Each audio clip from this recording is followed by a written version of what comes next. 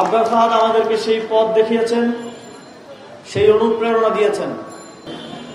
আবরার ফাহাদ কি শিবির কিনা, যেন বা শিবির হলেই প্রতিবাদ করা যায় না, এরকম একটা পরিস্থিতি ছিল। যেদিন আবরার ফাহাদ শহীদ হন, সেদিন ভোর সকালে আমরা যখন জানতে পারি তার শহীদ হওয়ার খবর, তখন আমরা কয়েকজন জাহাঙ্গীরনগর বিশ্ববিদ্যালয়ে অবস্থান করছিলাম। সে সময় আমরা যোগাযোগ করা শুরু করি সবার সাথে যে এই ঘটনার একটা প্রতিবাদ করা প্রয়োজন। তখন একটা গুমট পরিস্থিতি বিরাজ করছিল, অনেকেই সন্দিহান ছিলেন যে এই ঘটনার প্রতিবাদ করবেন কিনা। অনেকের মন থেকে এই প্রশ্ন আসছিল আমাদের প্রতি যে আবরার ফাহাদ কি শিবির কিনা, যেন বা শিবির হলেই প্রতিবাদ করা যায় না, এরকম একটা পরিস্থিতি ছিল। তবে সে সময় সাহসিকতার প্রথম নিদর্শন দেখিয়েছিল বুয়েটের শিক্ষার্থীরা। সিসিটিভি ফুটেজ যেন কোনোভাবে গায়েব না করা যায়, এই ঘটনাকে যেন কোনোভাবে ধামাচাপা না দেওয়া যায়, সেজন্য গড়ে তোলে এবং সিসিটিভি ফুটেজ সংরক্ষণ করার জন্য বুয়েটের প্রশাসনিক রুমগুলোকে অবরোধ তৈরি করে। এবং আমরা ঢাকা বিশ্ববিদ্যালয়ের রাজভাস্কর্য থেকে প্রথম প্রতিবাদ মিছিলটি বের করি এবং তারপর অব্যাহতভাবে আবরার ফাহাদের হত্যার বিচার চেয়ে আন্দোলন চলমান থাকে। পরবর্তী ইতিহাস আপনারা জানেন, 2020 সালে প্রথম আটস্তম্ভ নির্মাণ করা হয় পলাশীর মোড়ে, যেখানে আজকের আটস্তম্ভ দাঁড়িয়ে আছে।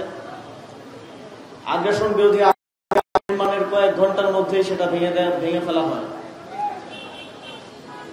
ভেঙে ফেলা হলেও আবরার ফাহাদের স্মরণে আগ্রাসন বিরোধী আটস্তম্ভ বাংলাদেশের মানুষের অন্তরে মনে ছিল বিগত 6 বছর।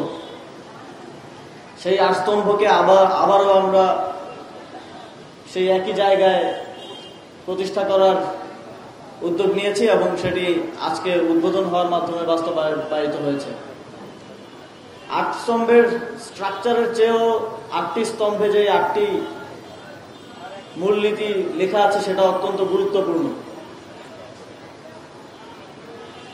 সেই মূলনীতিগুলো হচ্ছে সার্বভৌমত্ব, গণতন্ত্র, গণপ্রতিরক্ষা, সাম্প্রদায়িক সম্প্রীতি, অর্থনৈতিক স্বনির্ভরতা, দেশীয় শিল্প, কৃষি ও নদী বন বন্দর রক্ষা, সাংস্কৃতিক স্বাধীনতা এবং মানবিক মর্যাদা।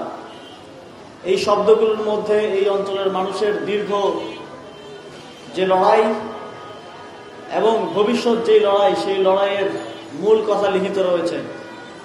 আমরা যদি এই শব্দগুলোর প্রকৃত বাস্তবায়নের লড়াই চালিয়ে যেতে পারি এবং সফল হতে পারি, তাহলে এই বদ্বীপের মানুষের প্রকৃত স্বাধীনতা অর্জিত হবে বলে আমরা বিশ্বাস করি। আবরার ফাহাদ আমাদেরকে সেই পথ দেখিয়েছেন, সেই অনুপ্রেরণা দিয়েছেন।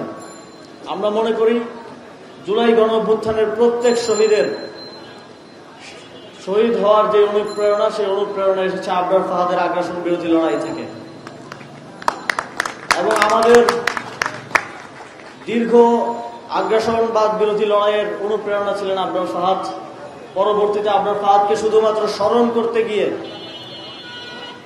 আবরার ফাহাদের 3য় শাহাদাত বার্ষিকী থেকে আমরা 24 জন গ্রেপ্তার হই, হামলার শিকার হই এবং আহত অবস্থায় কারাগারে ছিলাম প্রায় 1 মাসের অধিক সময়।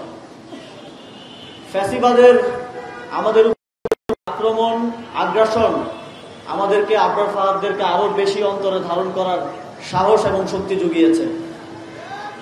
যুগে যুগে বাংলাদেশের আধিপত্যবাদ বিরোধী জনগণ এবং তরুণ প্রজন্ম আবরার ফাহাদদেরকে স্মরণে রাখবেন এবং আবরার ফাহাদের যেই ত্যাগ, সেই ত্যাগের মহিমায় সবসময় আগ্রাসন বিরোধী লড়াইয়ে সামনের সারিতে থাকবেন, এই প্রত্যাশা রাখছি।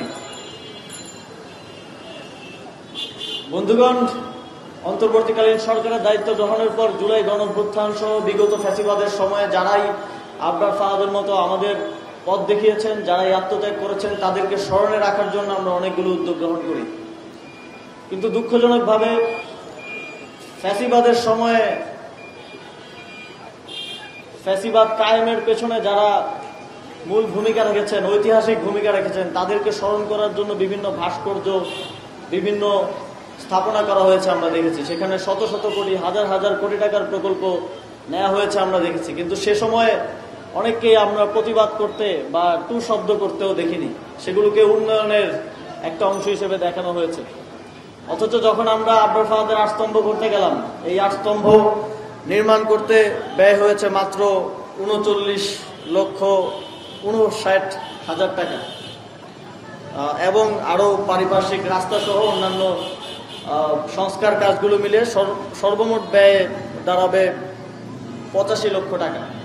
কিন্তু এই কয়েক লক্ষ টাকা ব্যয় নিয়ে অনেকের অনেক গাত্রদাহ এবং সমালোচনা আমরা দেখেছি। এটা অত্যন্ত দুঃখজনক এবং এর পিছনে একটা রাজনৈতিক ষড়যন্ত্র রয়েছে।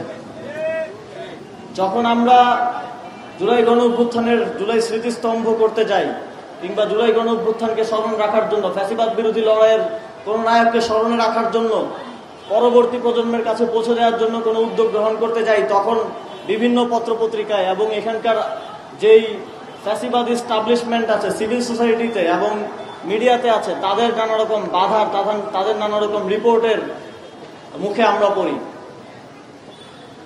জুলাই গণঅভ্যুত্থান স্মরণে যেই জাদুঘর হচ্ছে, সেটার খরচ নিয়ে নানা ধরনের রিপোর্ট আমরা দেখি, নানা ধরনের সমালোচনা আমরা দেখি।